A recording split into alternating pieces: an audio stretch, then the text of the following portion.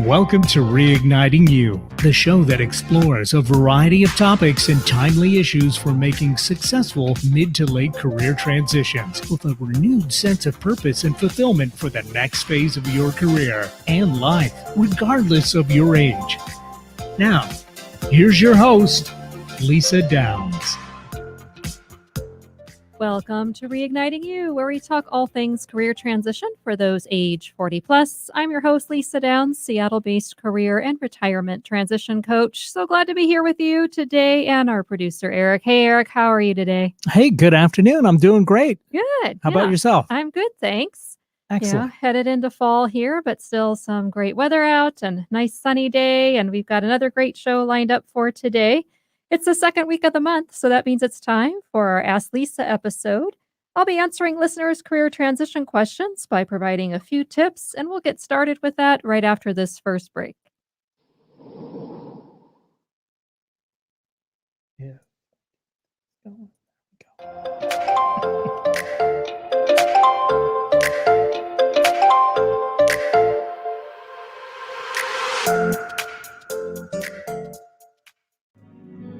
Are you feeling challenged or frustrated without a plan for what's next in your career and life? Are you seeing writings on the wall for needing to make a mid to late career change and don't know how or what to do? Coach Lisa Downs of New Aspect Coaching can guide you to what's next, providing a fresh perspective and supporting you to create a clear and compelling vision for your future and a plan to move forward. Call Lisa at 425-216-3015. That's 425-216-3015. New Aspect Coaching, fresh perspectives for your career.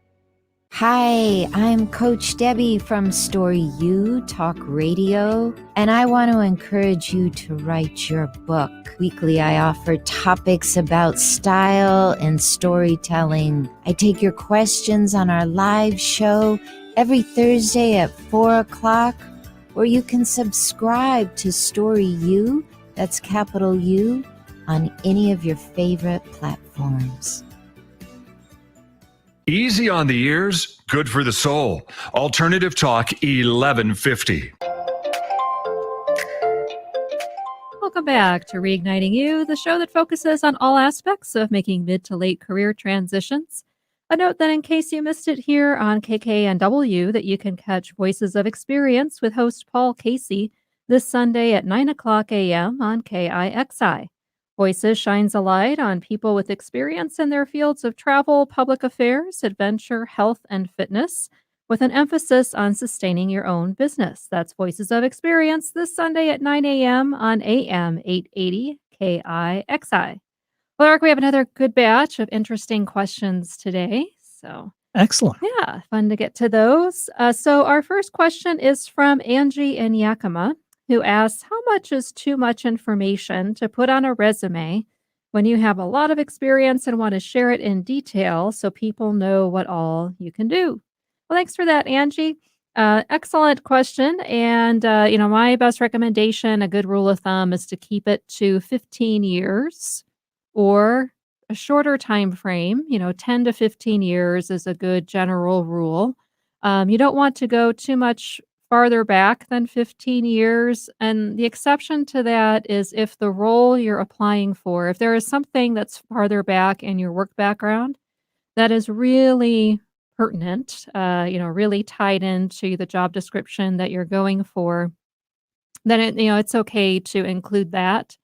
And then eliminate other roles that are older, or if you did something in between that's maybe not quite as relevant, you can do some adjustments there, but generally no more than 10 to 15 years back. Yeah, I know it's tempting. I've seen some resumes from more experienced folks that, they want to go back all the way to the start of their career in the 80s or something, and that is not advised, so please don't do that. Not only, when you do that, not only does it look like your skills might be out of date, it can also make it seem as though, you are older on your resume. And so sometimes the initial touch with a hiring manager or recruiter, it's better to not go that far back just to guard against any potential ageism. But yeah, people don't need all that detail, every role you've ever had. So just keep it relevant and pertinent. Last 15 years is good. Now, if you've been in a situation where you've been at the same employer for longer than 15 years, and let's say you've had multiple roles with that employer, that's okay to go back like 20, 25 years if it's with the same organization. And again, that the experience is really relevant. But otherwise, you don't have to include everything, even though you're proud of it. I get it. But employers are really going to be looking for what are the key impacts, what are the outcomes from the work that you did, and how does what you've done before directly tie into the role you're looking at. So the more you can make that case, the better, and keep it tight. No more than 2 pages is good. When it starts to get to 3 pages, that's a little bit long. Remember that it needs to be skimmable, so in just a few seconds. And so the more jam-packed your resume is with a lot of text, or fine print, that can make it less skimmable. So that's another point to keep in mind. So thanks for that. Hope that helps. The next question is from Vivek in Bellevue, who asks, at what point is many career or job changes too many for employers to want to hire you? He shares that he's thinking of changing careers or roles again due to burnout, but is concerned about job hopping. Thanks very much for that question, Vivek. That's a great one. So yeah, it used to be that changing jobs was more frowned upon a few years ago or last couple decades, but generally, now it's more accepted to change jobs many times in our careers. And I forget what the average is now, but for this current generation of workers, the expectations is that they'll change jobs many times, get into the double digits in terms of job change. That said, at some point it could start doing damage. In terms of professional reputation and there's no real magic number. I wish I could give you a more concrete answer or a number for that, but it really depends too on if you're in the same overall industry or not. So like for me, I started working in education back in 1996. And while I changed my focus, I've stayed in developing people and educating people and learning all that time through today. And so while I've had multiple employers and changed jobs, kind of the common thread that runs through all that shows the consistency and dedication to the profession is that I've generally stayed in the same profession of learning and development and education. And so that can look better on a resume than if you're going really disparate industries that are drastically different. So that's something to keep in mind. But to me, and what I always hammer home is that so much comes down to your vision and where you want to be in your life, kind of what is the goal in terms of career. Because the last thing I would want to see you do is stick in some industry or in a job that ultimately you're going to leave because you're still unhappy or it's still not the best fit. And then you keep hopping, and so that's something, a situation that you really want to avoid. So better to do the work now on the front end and really figure out what is that path or that direction that's really going to resonate with you, that gets you excited, that you can foresee sticking with, that's also aligned with your vision. And then what you do within that can certainly change, but that's my best recommendation there. So, hope that's helpful for you. So, Eric, I know in your role, you do some interviewing, and what would you say are some key attributes or characteristics that you look for when you're interviewing candidates for a job? Number one, experience. Mhm. Number two, attitude. And number three, flexibility. So if I've got all three of those things, I think, boy, I've got a winning candidate here. Yeah. And then, it comes down to just narrowing it down of the winning candidates, Yeah. which one you want to go with. But those are the things I look for sure. And I'm not so concerned with somebody changing jobs, Mhm. in their career. You got to find what works for you. Yep. If it's, within say 6 months, it makes me a little bit Mhm. nervous. But if we're talking like 2 or 3 years at a position and then switching to something else, I think that's entirely reasonable.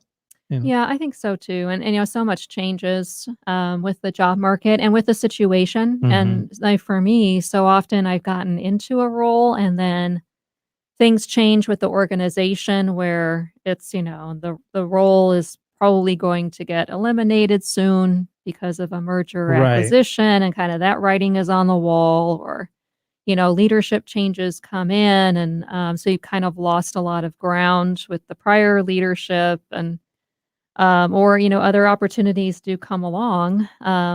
So yeah, I'd agree. If it's just a few months, then that can be more problematic, I think.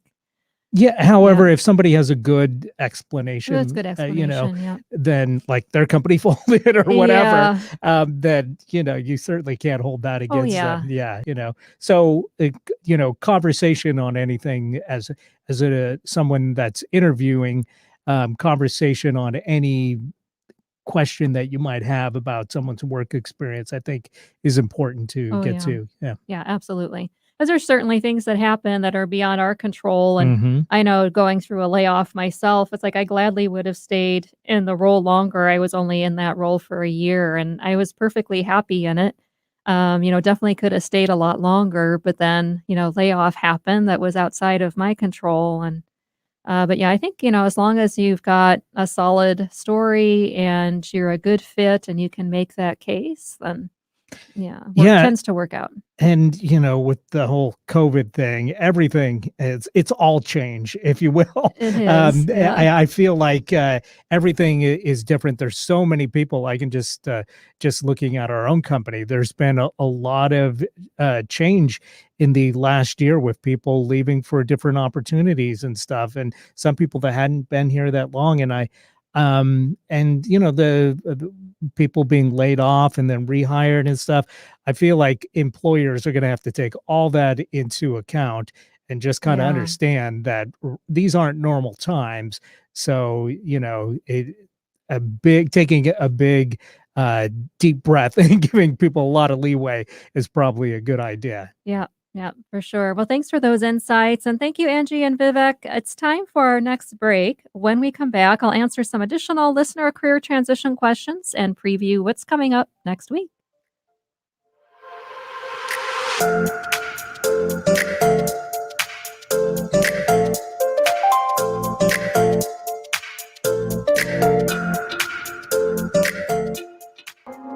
Hi, I'm Lisa Downs, career and retirement transition coach and host of Reigniting You on KKNW. I guide age 40 plus professionals to gain clarity, a renewed sense of purpose, and a career transition plan within 90 days so you can lead a fulfilling life regardless of your age. No longer does change have to mean riding off into the proverbial sunset. Let's talk about what your next phase of life can look like. Visit yournewaspect.com or call me at 425 216 3015. That's 425 216 3015. New Aspect Coaching, fresh perspectives for your career.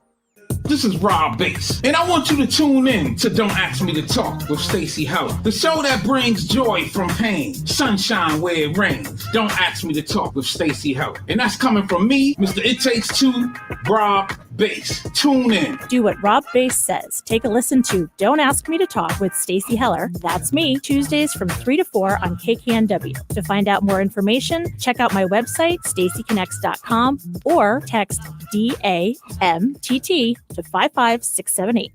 Hi, I'm Nathan Mum, host of Tech Time Radio with Nathan Mum on KKNW. Tech Time Radio's live show is Saturday from 4 to 6 p.m. And you can always check us on the web at techtimeradio.com. Our segmented stylized radio gives you the breaking news before it hits mainstream media. Join myself and Mike Day as we'll make you laugh. That's good. So, Hooked on Phonics worked for you, didn't it? It did, just a little bit.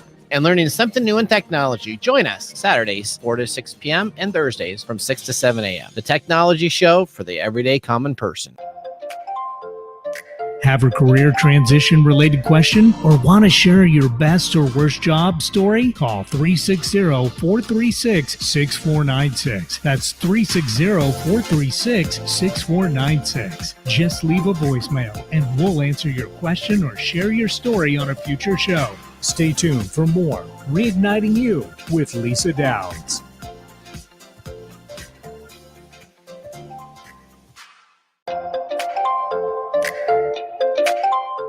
Welcome back to Reigniting You, the show that discusses timely issues and topics about career transitions for Gen Xers and Boomers. I'm your host, Lisa Downs. If you'd like to get in touch, you can head on over to my website, yournewaspect.com. There you can sign up to receive my free weekly career tips e-newsletter, as well as take my free career transition readiness quiz. And if you go to services and group programs, you can register for my upcoming workshop at the end of this month on September 28th. That's all about making encore career transitions. That's yournewaspect.com. We're continuing our episode focused on my answering listener questions called Ask Lisa, a regular feature the second week of each month. And I'm here with our producer, Eric. So, Eric, what are your thoughts from those first couple of questions today?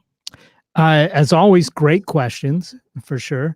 And, I think we kind of covered pretty well, my thoughts on those. I think these folks have the right attitude, though, because if there's something that you're not sure about on your resume, it always helps to reach out and get some second opinions. It does. Yeah. It's always good to get other eyeballs on it, other opinions on it, whether it's someone who does that for a living or just, friends, family, people who, if they were in a, hiring manager position, what would they think and what recommendations would they have? But yeah, I agree. It's always great to get other people's take on it and get that feedback and input, just to see, are there other tweaks you may want to make and go that consultative decision-making route. Absolutely. Like and stay positive too when you're looking for a job. It can be, really kind of depressing if you're turned down for something that you really wanted. But having that right attitude makes a big difference when you're going into that next interview for sure. Yeah, just keep persevering. That's really key. And our next question is from Renata in Port Orchard, who asks, what tips do you have for doing virtual interviews on one of these platforms with time responses and no people interaction? Hey, Renata, thanks for that. Yeah, it's become all the rage lately.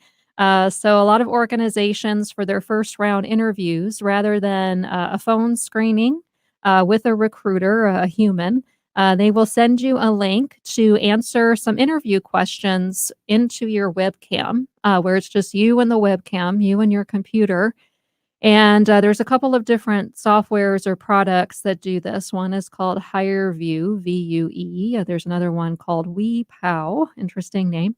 And probably some others out there too. And the good thing about those systems is that typically you do get an opportunity to practice a response. So record it, practice it, see how you look, how you're coming across. So definitely take advantage of that. So anything you can do to practice the responses, check your eye contact to make sure you are looking into the camera, not some weird direction, with your eyes. Are you fidgety? What's happening with your hands, your facial expression, your vocal inflection? Any opportunity you can take to practice is good, because most will let you do an initial recording before you record your response. And yeah, typically you have anywhere from 1 minute to a minute and a half, maybe up to 2 minutes to give a response. So it's also great to practice your responses ahead of time, even before you go into the software to record.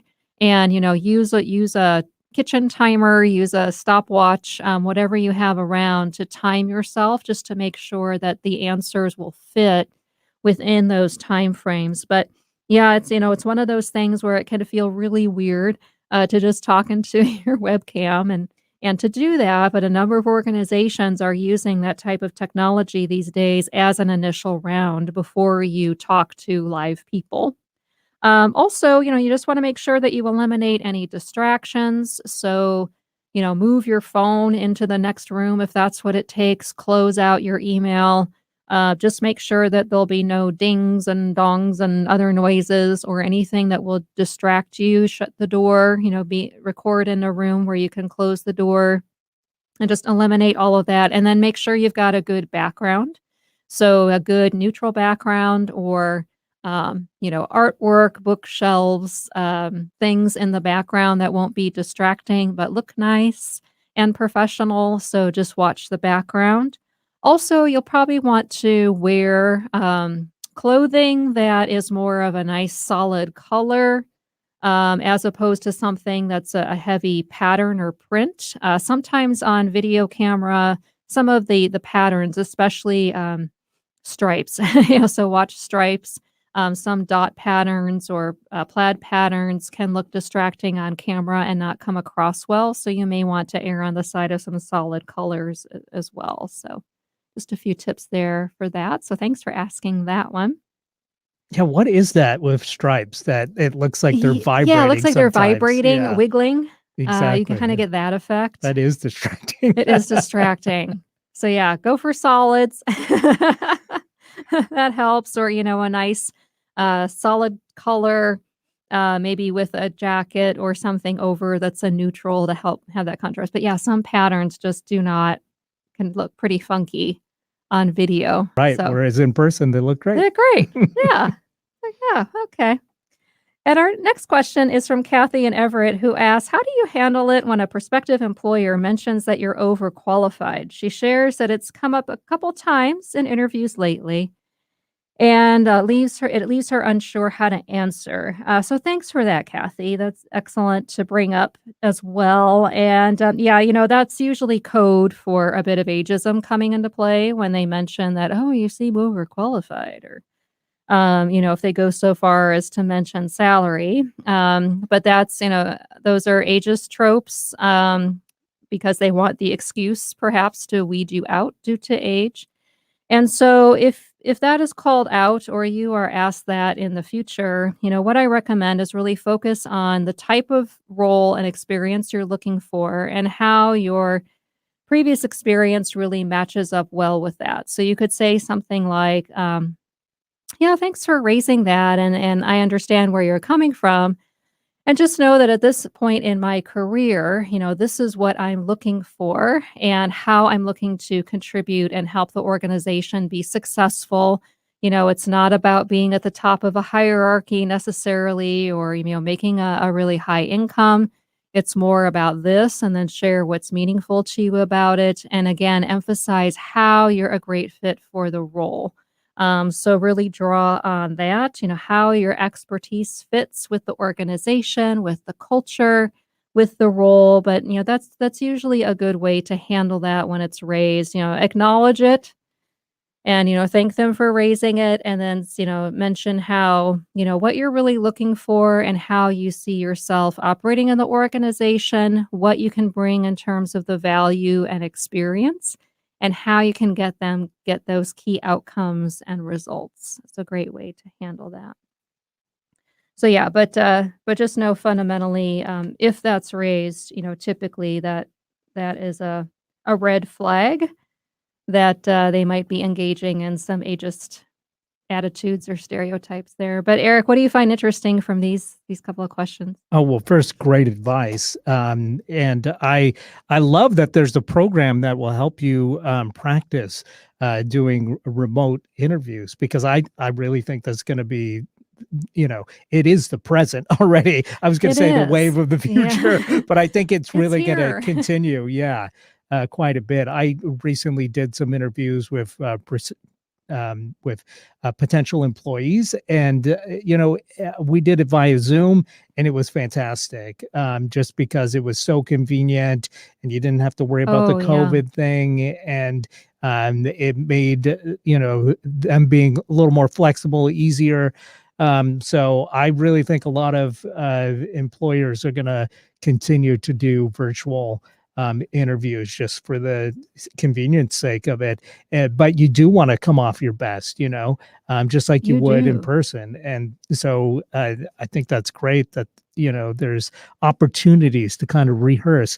And if you don't want to futz with that program so much, you can always do enlist a friend to help you Yeah. out and do a Zoom call with them, and they can give you some pointers Yeah. too, Or you could even set one up for yourself, get a free Exactly. account, start your own meeting and Yeah. just record yourself. Yeah. And then watch it back, watch the recording later. So lots of different ways to do that, thankfully. And I think it would make sense to at least if you haven't done it before, if you haven't used Zoom before, at this point, go ahead and get a free account, Yeah. get set up, do some trial calls. There'll be other software along the lines, but it's all going to function relatively the same. So if you are able to, and it doesn't have to be Zoom, it can be Could be Skype or anything. whatever, Yeah. but yeah, get some experience with it, and getting your camera in the right place. And like you said, your background and your lighting and not having distracting patterns, get all that stuff out of the way before you do your interview. And I think you'll have much better success. Yeah, I So, think so too. Great yeah. tips. Well, thanks for that, Eric. And thanks, Renata and Kathy, for your questions. I hope this was helpful for everybody. And if you have a career transition question, send an email to me at reignitingyou@gmail.com or give me a call at 360-436-6496 to leave a voicemail for me with your first name and location to ask it over audio. You can use a pseudonym. But name and location is great. That's 360-436-6496. I'll then share it live on the air the second week of October. And it's time for my reignition recommendation, a tip of the week to reignite your career and life, regardless of your age. My tip for you today is to ensure your self discipline to make a change is at a high level. It takes steady action each week, if not every day, to get to where you want to be.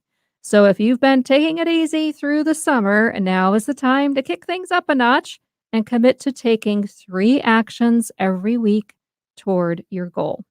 And just a reminder that if you'd like to get in touch, you can head on over to my website, yournewaspect.com. There you can sign up for my free weekly career tips newsletter, take my free career transition readiness quiz, and if you go to services and group programs, you can register for my upcoming workshop on September 28th, all about making encore career transitions, and download my free e-guide. Well, thanks, Eric, for helping out with the show today, and hope you got some good stuff from it too. Absolutely. Appreciate it.